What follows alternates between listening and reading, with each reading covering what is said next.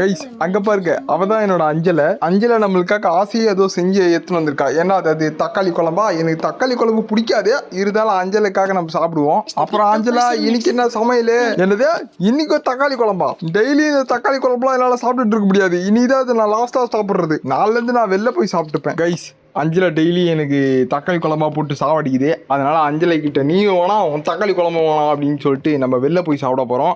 Okay, open the door. என்னடி அடிச்சிட்ட?